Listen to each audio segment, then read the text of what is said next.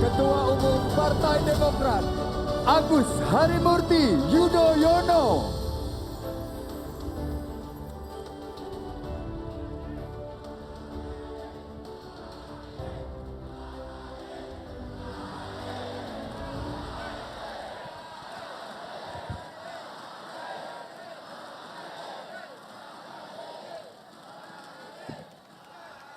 Demokrat!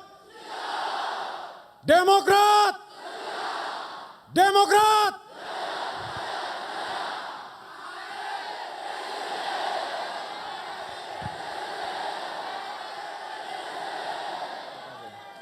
Terima kasih.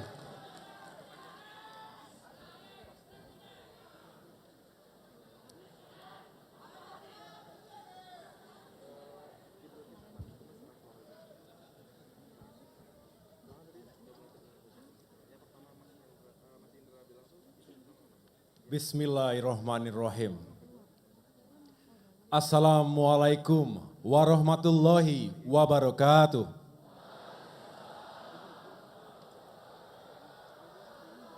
Salam sejahtera untuk kita semua. Shalom. Om Swastiastu. Namo Buddhaya, salam kebajikan. Para kader Partai Demokrat dan seluruh rakyat Indonesia yang saya cintai dan saya banggakan. Alhamdulillah, hari ini adalah hari yang membahagiakan kita semua. Partai Demokrat memperingati hari ulang tahunnya yang ke-21. Demokrat ada karena kesetiaan seluruh kader kepada cita-cita para penggagas dan pendiri. Demokrat juga ada karena kepercayaan dan suara rakyat. Untuk itu, saya mengucapkan terima kasih kepada seluruh kader Demokrat dan rakyat Indonesia atas dukungannya selama ini. Semoga kebaikan Bapak, Ibu, dan saudara sekalian dibalas oleh Allah Subhanahu wa Ta'ala. Di usianya yang ke-21 tahun, Demokrat memiliki pengalaman yang lengkap dalam berdemokrasi. Kami pernah 10 tahun memimpin jalannya pemerintahan. Kini kami berada di luar kekuasaan, menjalankan fungsi checks and balances bagi pemerintahan. Insya Allah, Demokrat istiqomah, tetap gigih dalam berjuang untuk mengawal dan memperjuangkan harapan rakyat.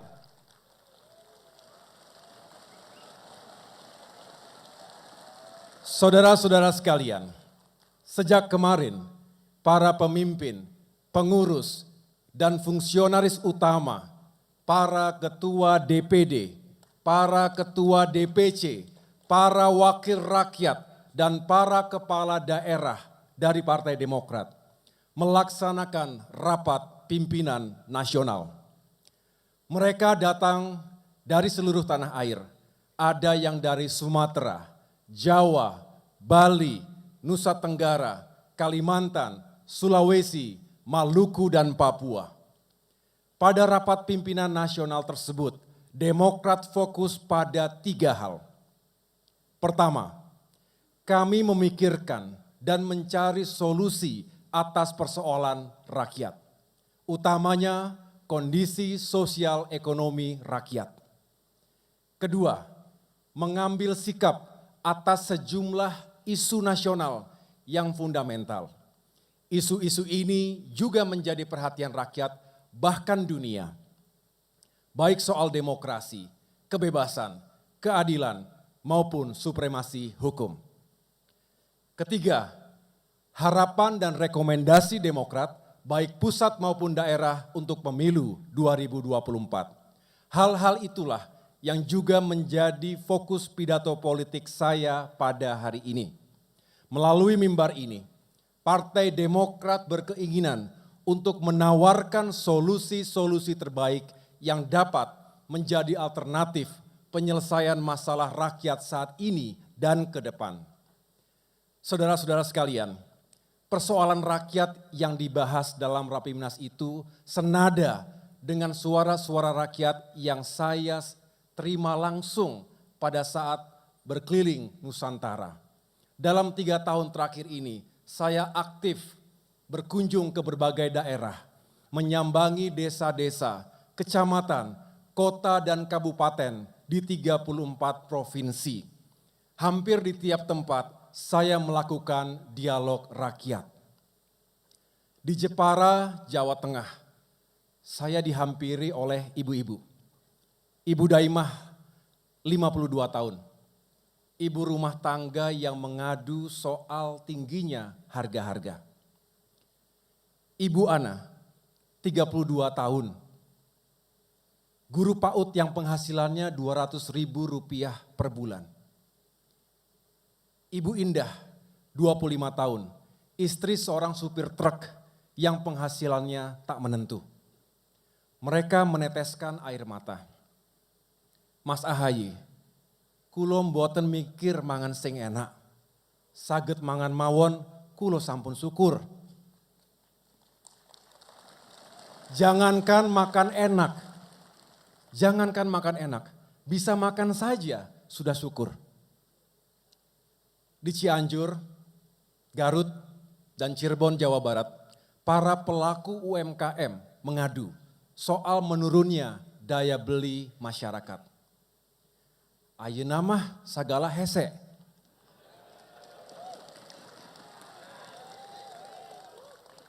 Sekarang ini semuanya serba sulit. Sementara itu, ketika saya berkemah dengan para pengungsi korban gempa di Pasaman Barat, Sumatera Barat. Mereka bercerita soal beban kehidupan yang berat. Sudah ekonominya sulit, ditimpa bencana pula. Di Jawa Timur, Riau, Jambi, dan Aceh, para petani mengeluh harga jual komoditas di tingkat petani masih sangat rendah. Sedangkan harga pupuk tinggi dan langka, membuat mereka sulit bertahan. Saudara-saudara sekalian, beban rakyat sekarang semakin sulit dengan naiknya harga BBM. Inflasi sudah pasti naik, harga bahan pokok juga pasti naik. Konsekuensinya daya beli menurun. Minyak goreng, telur ayam, cabai, beras, bawang, kedelai makin sulit dijangkau oleh masyarakat kita. Pilihannya hanya ada 2. Barangnya ada tapi harganya gila-gilaan, atau harganya terjangkau tapi barangnya tidak ada di pasaran. Bayangkan bagaimana Ibu Daimah, Ibu Ana, dan Ibu Indah tadi, serta lebih dari 115 juta masyarakat rentan miskin lainnya menghadapi masalah ini.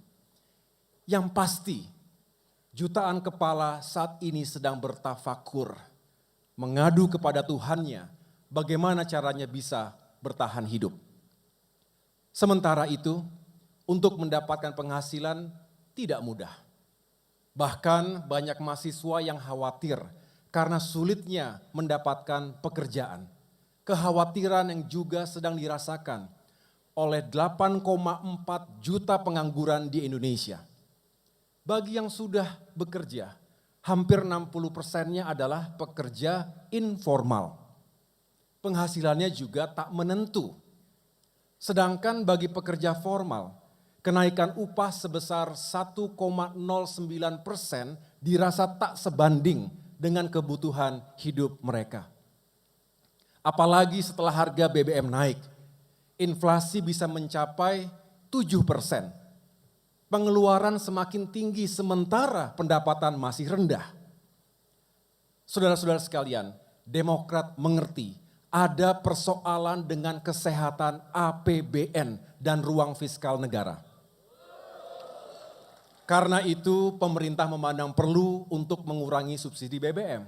Namun di sisi lain, Demokrat juga sangat mengerti kondisi kehidupan sosial ekonomi masyarakat kita yang tengah menghadapi tekanan berat.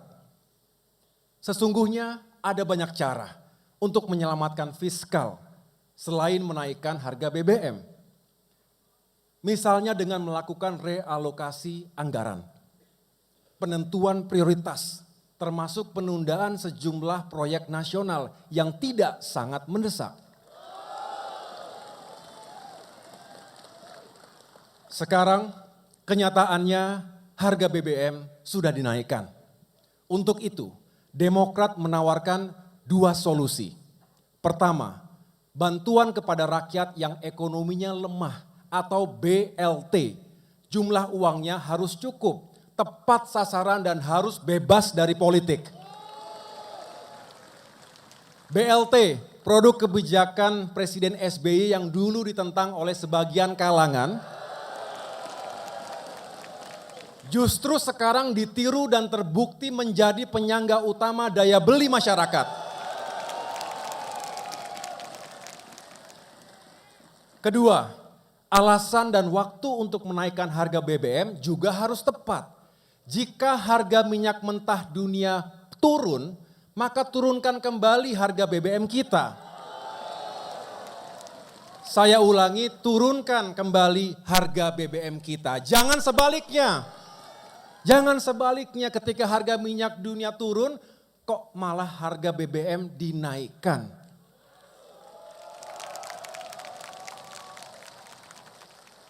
Saudara-saudara sekalian, rakyat yang saya temui di desa-desa, di kota-kota, baik kota kecil maupun kota besar, di stasiun, di bandara, di ganggang sempit, di restoran, di warung-warung kopi, di pasar, di tempat fitness, di kampus, di pesantren, dan di tempat-tempat lainnya. Sebenarnya mereka tidak menuntut pemerintah bisa menyelesaikan semua masalah mereka tadi. Mereka tahu kita semua harus bekerja keras untuk mengatasi persoalan yang kita hadapi. Namun bagaimanapun juga pemerintah harus berdiri di depan dan paling depan mengambil tanggung jawab penuh dalam mengatasi permasalahan rakyat dewasa ini. Saya juga ingin menceritakan suara rakyat yang lain. Coba datanglah ke kampus-kampus, datanglah ke perserikatan buruh. Bicaralah dengan mereka yang punya keberanian untuk menyampaikan kebenaran. Mereka akan mengatakan, kami tidak ingin setiap rupiah yang dikumpulkan dari keringat rakyat melalui pajak, kemudian digunakan secara tidak tempat, secara tidak tepat, untuk sesuatu yang belum sangat dibutuhkan. Sementara ada kebutuhan rakyat yang lebih mendesak. Yang rakyat maksud sesuatu yang belum sangat dibutuhkan adalah proyek infrastruktur yang sangat ambisius. Pembangunan infrastruktur memang penting dan beberapa proyek infrastruktur yang dibangun pemerintah mulai dirasakan manfaatnya. Namun ketika keuangan negara sangat berat, ditambah beban utang yang tinggi, maka perlu dilakukan penjadwalan kembali atau dilakukan penundaan. Menyangkut pembangunan ibu kota negara yang baru, sebuah mega proyek, Demokrat ingin menyampaikan pendapat. Demokrat setuju untuk pembangunan pusat pemerintahan yang baru. Mengingat kondisi kota Jakarta sudah tidak ideal lagi. Pembangunan di IKN di Kalimantan Timur juga dimungkinkan. Catatan Demokrat adalah IKN tersebut harus dikonsepkan, direncanakan dan dipersiapkan dengan sebaik mungkin. Kalau tidak, maka bisa gagal pembangunannya. Pemerintah harus memikirkan timing dan jangka waktu pembangunannya. Di seluruh dunia, pembangunan IKN memerlukan waktu yang cukup dan timingnya dipilih dengan mempertimbangkan kondisi ekonomi negara. Begitu juga pada proyek kereta cepat Jakarta-Bandung. Belakangan ini telah diputuskan adanya alokasi penyertaan modal negara dari APBN, triliunan rupiah. Padahal pada awalnya pemerintah berjanji tidak mengambil 1 sen pun dari APBN. Nilai proyeknya pun membengkak, semakin membengkak dari skema perhitungan awal. Demokrat menyarankan agar dalam membangun mega proyek, perencanaan harus matang sehingga tidak mudah berubah di tengah jalan yang bisa sangat merugikan keuangan negara dan memberatkan pemerintah sendiri. Indonesia tentu tidak boleh terus-menerus menambah utangnya. Juga sangat tidak bijaksana jika mega proyek itu didanai dari utang. Utang ini justru akan menambah beban fiskal kita. Apalagi kita tengah menghadapi krisis dan tekanan ekonomi yang berat. Menunda pembangunan proyek nasional strategis bukanlah sesuatu yang tabu. Menunda proyek pada kondisi saat ini lebih baik daripada memaksakannya. Jika proyek-proyek seperti itu dipaksakan, akan berdampak buruk bagi kehidupan sosial ekonomi rakyat. Demokrat tidak bermaksud melebih-lebihkan permasalahan dan tantangan kita. Tantangan kita sebagai bangsa ini memang banyak, tapi memang begitulah adanya, terutama di bidang ekonomi. Itulah realitas kita saat ini. Kita tahu bahwa dunia tengah bergejolak, bukan hanya dampak dari peperangan di Ukraina yang menghadirkan situasi geopolitik dan keamanan internasional yang panas dan berbahaya. Situasi perekonomian global juga ikut terdampak dan dampak buruk dari krisis ekonomi tersebut telah Indonesia rasakan. Kita mengapresiasi niat baik dan upaya pemerintah dalam menghadapi tantangan dan ketidakpastian global tersebut. Namun, kita harus mengapresiasi yang sudah dilakukan. Namun, jika pemerintah tidak cakap melakukan antisipasi dan adaptasi yang diperlukan, maka perekonomian kita tidak selamat dan rakyat tentu yang akan menderita karenanya. Saudara-saudara sekalian, selanjutnya saya akan menyampaikan pandangan Demokrat menyangkut visi, strategi, dan juga kebijakan pembangunan ke depan. Berbeda dengan kebijakan pemerintahan saat ini, Demokrat justru mengutamakan pembangunan manusia.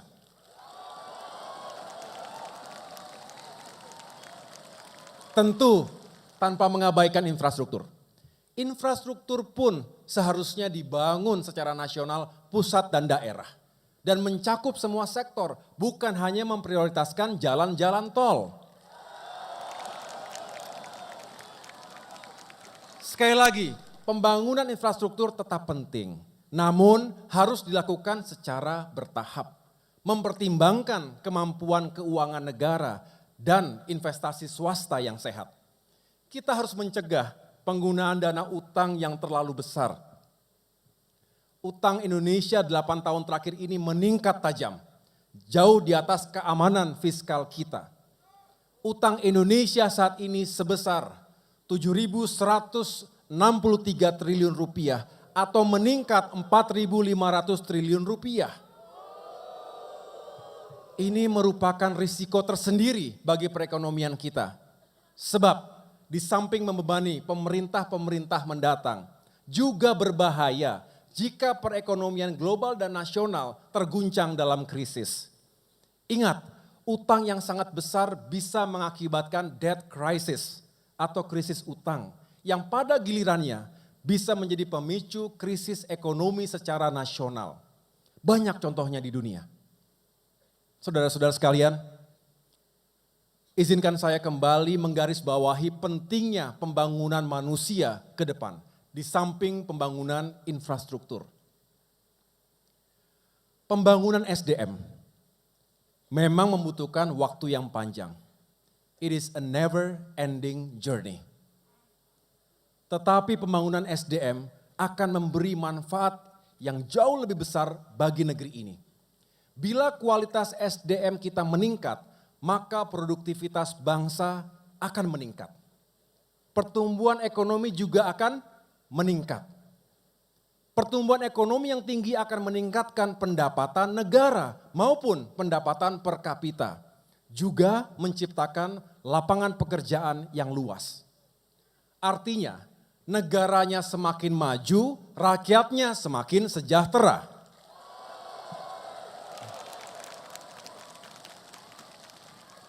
Mari kita belajar dari perjalanan bangsa-bangsa lain. Bangsa Jepang misalnya.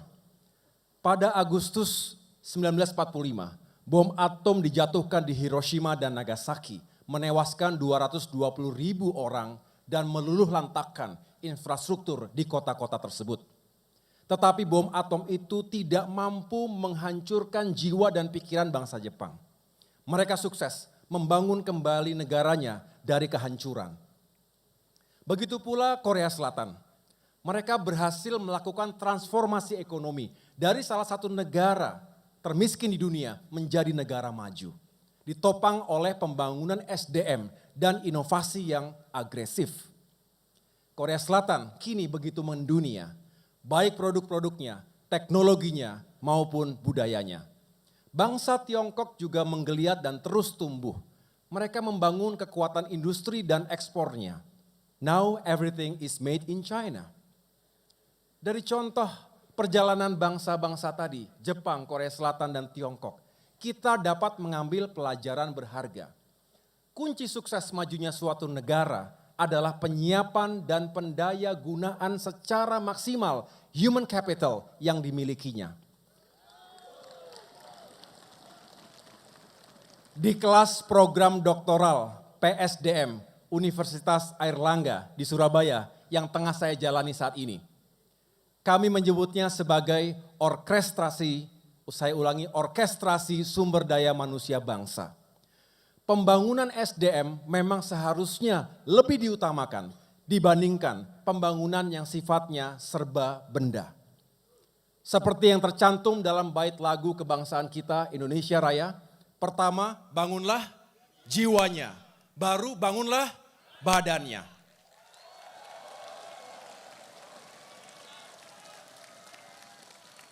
Para kader Demokrat dan rakyat Indonesia yang saya cintai, pada bagian kedua dari pidato saya ini akan saya sampaikan isu-isu terkait demokrasi dan kebebasan serta rule of law atau supremasi hukum.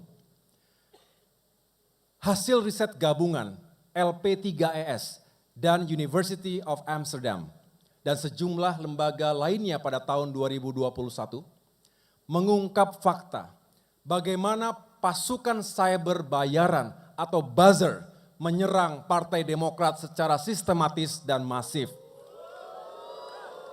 Melancarkan fitnah untuk membelokkan opini publik. Tidak hanya kepada Demokrat, buzzer-buzzer itu pun menyerang masyarakat yang bersuara lantang, mengkritik pemerintahnya. Kadang-kadang instrumen hukum digunakan untuk menjerat pihak-pihak yang kritis terhadap penguasa. Ini tentu berita buruk dalam kehidupan politik dan demokrasi kita.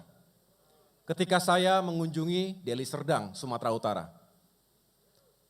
seorang mahasiswa mengejar saya. Ia mengadu, merasa ketakutan, terancam dijerat Undang-Undang ITE karena menyampaikan kritik kepada pemerintah. Hasil jajak pendapat Lembaga Survei Indikator Politik pada bulan Februari 2022 menunjukkan bahwa 62,9% masyarakat kita takut untuk menyampaikan pendapatnya. Bahkan rakyat semakin takut karena perlindungan terhadap data pribadi masih sangat lemah. Demokrasi menghendaki adanya kepercayaan. Demokrasi tidak berjalan jika orang yang berbeda pendapat dianggap sebagai musuh. Apalagi menganggap mereka yang mengkritik pemerintah, termasuk Partai Demokrat, sebagai musuh negara. Jauh sebelum Indonesia merdeka, salah satu pahlawan nasional kita, Kiai Haji Hashim Asy'ari, pada Muktamar Nahdlatul Ulama ke-11, tanggal 9 Juni 1936, mengatakan, jangan jadikan perbedaan pendapat sebagai sebab perpecahan dan permusuhan, karena yang demikian itu merupakan kejahatan besar yang bisa meruntuhkan bangunan masyarakat dan menutup pintu kebaikan.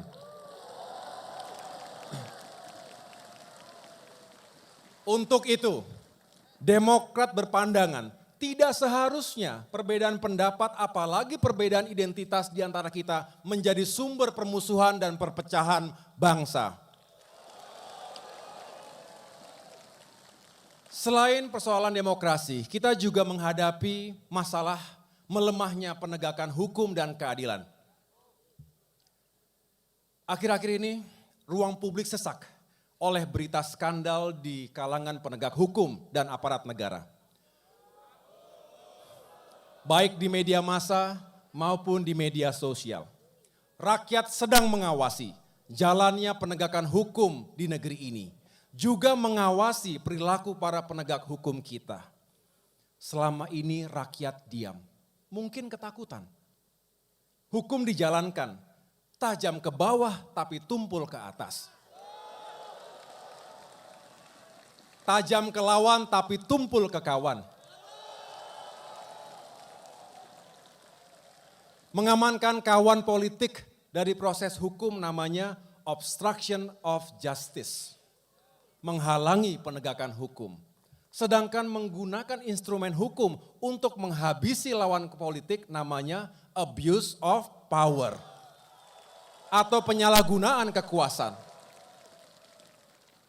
Keduanya tidak sepatutnya terjadi di negara kita. Tapi rakyat masih memiliki harapan kepada Tuhannya. Tuhan tidak pernah tidur.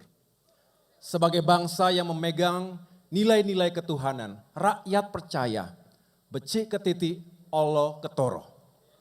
Perbuatan baik akan selalu dikenali, perbuatan buruk nantinya akan diketahui juga.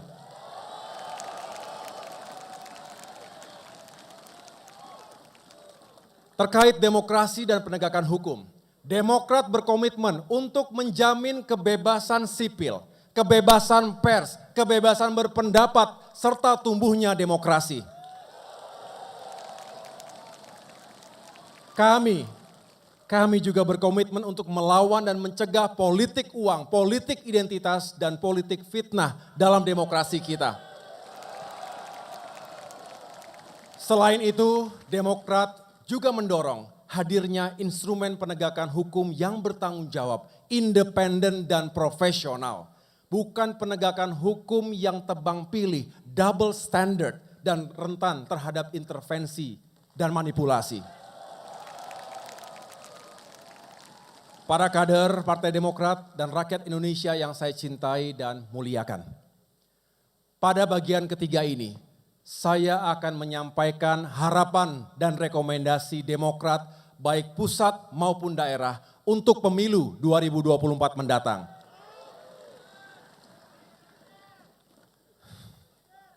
Sesuai dengan hak politik yang kami miliki, Demokrat tentu ingin membangun koalisi dengan partai-partai lainnya. Juga mengusung pasangan calon presiden dan calon wakil presiden. Koalisi dan pasangan capres dan cawapres tentu harus sesuai dengan kriteria dan tema perjuangan politik Demokrat dalam pemilu 2024 nanti, yaitu perubahan dan perbaikan.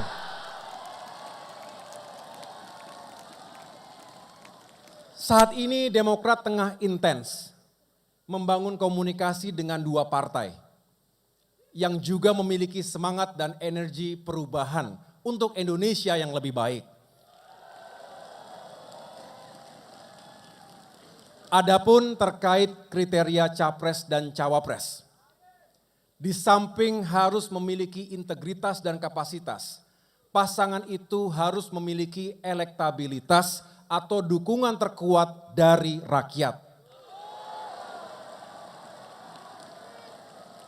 Tak kalah pentingnya pasangan ini harus memiliki chemistry, memiliki kekuatan hati dan energi yang saling percaya, saling menghargai, saling menguatkan dan saling melengkapi.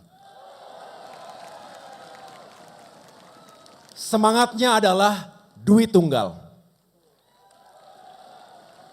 Besar harapan Demokrat, niat baik dan tanggung jawab konstitusional kami ini tidak diganggu dan dihalangi oleh kekuatan manapun dan dengan cara apapun.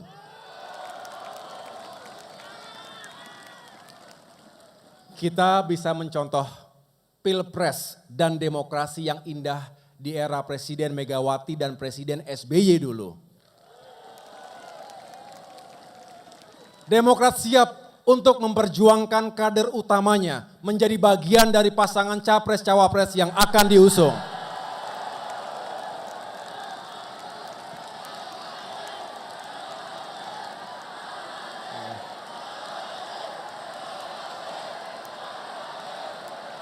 Terima kasih. Terima kasih. Saudara-saudara sekalian, pintu untuk melakukan perubahan dan perbaikan terbuka lebar pada pemilu mendatang. Itulah momentum terbaik 5 tahunan bagi rakyat Indonesia untuk menentukan nasibnya sendiri. Untuk itu kita, Partai Demokrat, harus menjadi motor dari perubahan ini. Demokrat siap? Siap untuk melakukan perubahan? Kita tahu, dalam setiap langkah perubahan hadir keraguan dan ketakutan. Saya jadi teringat sebuah tulisan di Komando Latihan TNI Angkatan Darat. Yang bunyinya, ragu-ragu lebih baik kembali. Maka untuk melakukan perubahan dibutuhkan keberanian untuk mengambil risiko. Who dares win? Siapa yang berani akan menang. Demokrat berani? Berani untuk melakukan perubahan?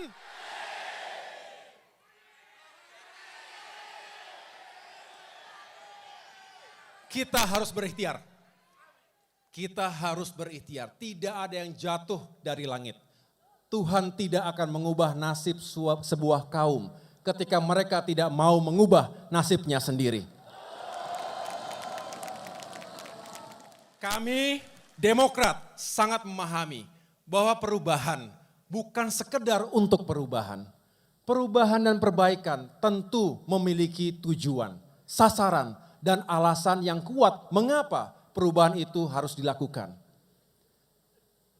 Tatanan dan hal-hal yang sudah baik di negeri ini yang telah diletakkan oleh pemerintahan-pemerintahan sebelumnya, sejak era Presiden Soekarno dan presiden-presiden berikutnya hingga sekarang, tentu harus dipertahankan. Prinsip yang Demokrat anut adalah yang baik dijaga, yang tidak baik diubah dan diperbaiki.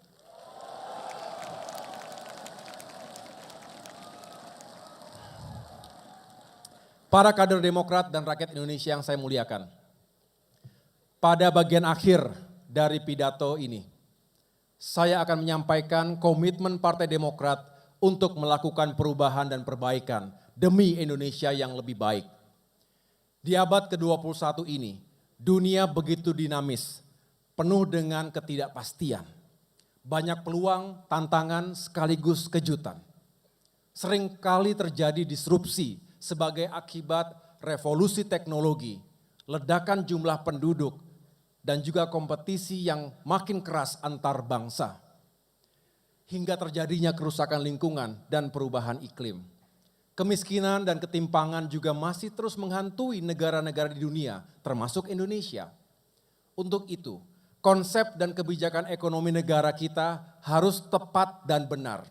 Demokrat menawarkan kebijakan pembangunan yang dapat membuat ekonomi terus tumbuh, membuat kesejahteraan masyarakat makin adil dan merata tanpa harus merusak lingkungan. Kedepan, Demokrat bertekad untuk mengambil bagian dalam pembangunan ekonomi seperti itu. Karena itu, pertama, undang-undang dan regulasinya harus benar. Kedua, pelaksanaan kebijakan dan strateginya harus benar. Ketiga, manajemen dan kepemimpinannya juga harus benar. Akhirnya, kepada seluruh kader dan simpatisan Partai Demokrat, kepada seluruh rakyat Indonesia, dari Sabang sampai Merauke, dari Miangas sampai Rote, para ulama, guru, petani, nelayan, buruh, pedagang, pelaku UMKM, tenaga kesehatan, tenaga honorer, jurnalis, tukang cukur, ojek online, seniman, pekerja ekonomi kreatif, YouTuber, selebgram, TikTokers, content creators, dan kelompok profesi lainnya, ibu-ibu rumah tangga, juga para mahasiswa, pelajar dan generasi muda Indonesia, serta kepada para sahabat kami, partai-partai politik lainnya. Jika merasakan energi dan semangat perubahan dan perbaikan seperti yang saya rasakan, saya ulangi, jika seluruh rakyat Indonesia merasakan energi dan semangat perubahan dan perbaikan seperti yang saya rasakan ini, mari bangkit dan bersatu. Mari bangkit dan bersatu. Memperjuangkan kehidupan rakyat dan masa depan yang lebih baik. Insya Allah Indonesia akan semakin aman dan damai, semakin adil dan sejahtera, serta semakin maju dan mendunia. Indonesia untuk semua.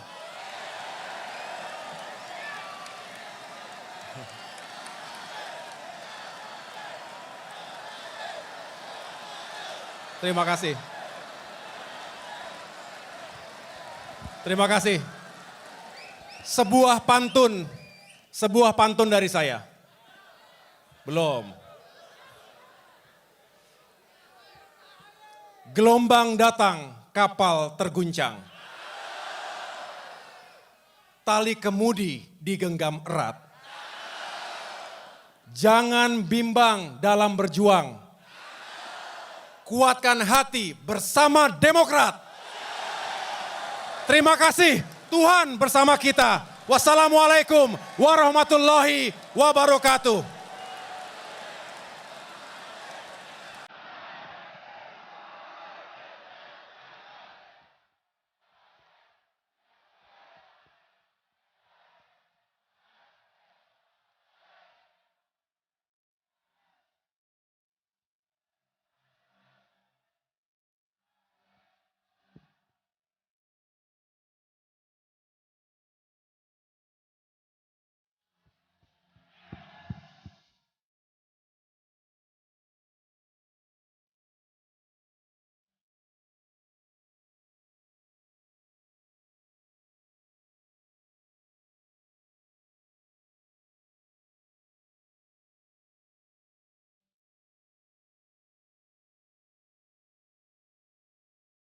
Sekali lagi kita berikan sambutan untuk Ketua Umum Partai Demokrat, Mas AHY.